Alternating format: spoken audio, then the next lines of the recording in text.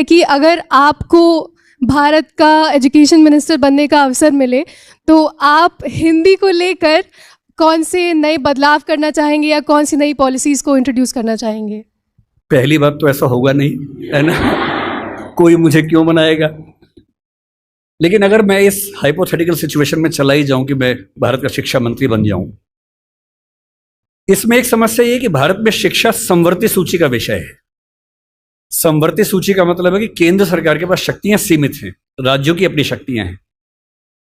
तो सबसे पहली बात, मैं राज्यों पर थोपूंगा कुछ भी नहीं, मैं सारे राज्यों के शिक्षा मंत्रियों के साथ संवाद करूंगा। मैं उन सबको प्रेरित करूंगा, समझाऊंगा।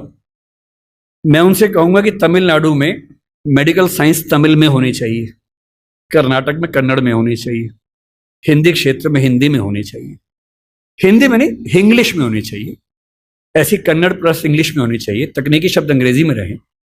और वो शिक्षा सिर्फ मेडिकल साइंस क्यों, इंजीनियरिंग भी, लॉ में भी, जुडिशरी में भी। मैं ये भी चाहूंगा कि भारत के हर एग्जाम में, केंद्र के हर एग्जाम में अंग्रेजी और हिंदी का समान महत्व होना चाहिए।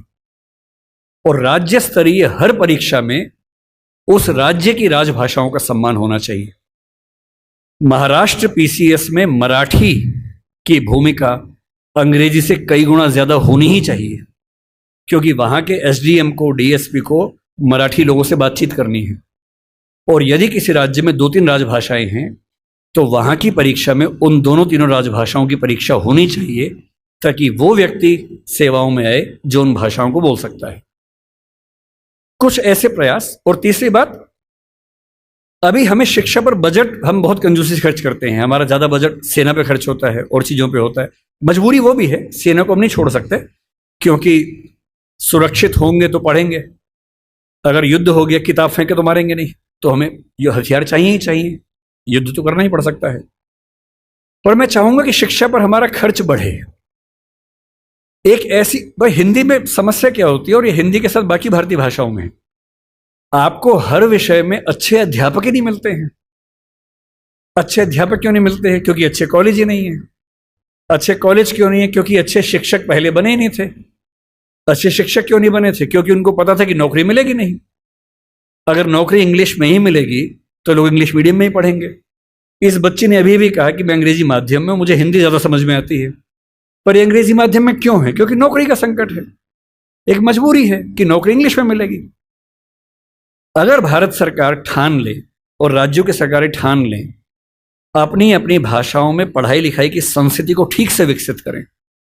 रामविलास शर्मा जी ने कहा था कि हर जिले में एक विश्वविद्यालय होना चाहिए अपनी भाषा में। आंध्र प्रदेश के हर जिले में एक तेलुगु विश्वविद्यालय हो, जो उस जिले की विशेषताओं को केंद्र में रखकर ज्ञान विज्ञान कौशल का विकास करता हो। ये हिंदी पट्टी में होना चाहिए। हर जिले में विश्वविद्यालय हो, छोटा ही हो, एक विश्वविद्यालय हो। उस जिले में खेती कैसे अच्छी हो सकती है, उस जिले में उद्योग कैसे पनपेगा, स्टार्टअप कैसे होगा, उस पर रिसर्च वहां पर हो, वहां की भाषा में हो, वहां के किसान को समझ में आती हो। और देखिए, अनुवाद की दुनिया बड़ी समृद्ध हो चुकी है। आज से 4 साल पहले गूगल ट्रांसलेट करने पे हंसी आती थी। आज क्रिएटिव ट्रांसलेशन छोड़ दीजिए, तथ्यों का अनुवाद मैं तो अक्सर लगभग रोज इस्तेमाल करता हूं। हम जिस संस्था में काम करते हैं दृष्टि में, हमारी राजभाषा हिंदी भी अंग्रेजी भी है। और मैं सुनिश्चित करता हूं कि हमारी संस्था में जितने भी नोटिफिकेशन आएंगे पहले हिंदी में आते हैं, फिर अंग्रेजी में आते हैं। मैं खुद बनाता हूं, दोनों भाषाओं में बनाता हूं। पहले हिंदी में, गूगल ट्रांसलेट पे जाता हूं, 1 सेकंड में अनुवाद हो जाता है। फिर उसको चेक करता हूं। आश्चर्य आपको होगा कि पहले 40-50% सही होता था, आजकल 95-97% सही होता है। मुश्किल से 2 साल रुक जाइए, यह मामला 100% का होने वाला है। जिस दिन 100% का हो गया, उस दिन हिंदी वालों का यह बहाना खत्म हो जाएगा कि हिंदी में कंटेंट नहीं है। आपको अंग्रेजी का जो अखबार पढ़ना है, आज से 2 साल बाद पता क्या होगा? आप नेट पे जाएंगे, द हिंदू मान लीजिए पढ़ना है आपको, आप द हिंदू पे जाएंगे, नीचे क्या लिखा होगा, कौन सी भाषा में पढ़ेंगे, सारी भाषाओं के नाम होंगे, यहां तक कि स्पेनिश और फ्रेंच भी लिखा होगा। आप हिंदी क्लिक करेंगे, पूरा अखबार हिंदी में आएगा आपके सामने। फिर क्या बहाना बचता है? दुनिया की जो भी किताब पढ़नी है, एक टैबलेट आपके पास होगा या बुक रीडर होगा, दुनिया की जो किताब पढ़नी हो अपनी भाषा में आप पढ़ेंगे और अनुवाद की समस्या रत्ती भर नहीं होगी। मुश्किल से 5 से 10 साल के बाद ऐसी डिवाइसेस आ जाएंगी, ईयरफोन लगा होगा आपके कान में, आप जैसे मैं भी जब विदेश में जाता हूं जहां अंग्रेजी चलती है वहां दिक्कत नहीं आती। अब जैसे मान लीजिए मैं ऑशविट्स, एक आपने सुना होगा जहां नाजी अत्याचार हुए थे, मैं 2 दिन पहले पोलैंड में वहीं गया हुआ था, वहां हर चीज पोलिश भाषा में लिखी हुई थी, कहीं कहीं अंग्रेजी थी। अब समझ में नहीं आ रहा कैसे पढ़ूं। गूगल ट्रांसलेट पे जाके कैमरा ऑन करना है, लैंग्वेज में आपने कर दिया पॉलिश टू इंग्लिश, आप कैमरा जहां जहां ले जा रहे हैं पॉलिश इंग्लिश में कन्वर्ट होकर दिख रही है आपको, कोई समस्या ही नहीं है। वो सारी पॉलिश लिखी है, मैं सारा अंग्रेजी में पढ़ रहा हूं, कहीं कहीं हिंदी में पढ़ रहा हूं, सब कुछ हो चुका है। मुश्किल से 2-3 साल बाद क्या होगा, ऐसे हेडफोन्स और माइक आ जाएंगे, आप अपने कंप्यूटर से या फोन से कनेक्टेड हैं, एक पॉलिश व्यक्ति या मान लीजिए डच व्यक्ति आपसे बात कर रहा है नीदरलैंड्स का, उसको केवल डच आती है, मुझे केवल हिंदी आती है। मैंने अपने फोन में डच से हिंदी सेट कर दिया, उसने अपने फोन में हिंदी से डच सेट कर दिया, वो डच बोल रहा है, मेरे हेडफोन में जो माइक है वो उसको सुन रहा है, कंप्यूटर कनेक्टेड है, फोन कनेक्टेड है, मेरा फोन तुरंत उसको हिंदी में कन्वर्ट करके मुझे हिंदी में सुना रहा है। मैं हिंदी बोल रहा हूं, उसे डच में सुन रहा है। और ये मैक्सिमम अगले 5 साल का मामला है। 5 साल बाद बेबीलोन की मीनार बन जाएगी। 5 साल बाद आप दुनिया की किसी भी भाषा के साहित्य को, साहित्य में थोड़ी दिक्कत आ सकती है, ज्ञान विज्ञान की बात कर लेते हैं, किसी भी भाषा के ज्ञान विज्ञान को आसानी से पढ़ सकेंगे। अगर मैं शिक्षा मंत्री बन गया, जो कि मैं नहीं बनूंगा, मैं जानता हूं, क्योंकि लोग क्लिप काट के चलाएंगे कि देखो बनना चाह रहा है ना।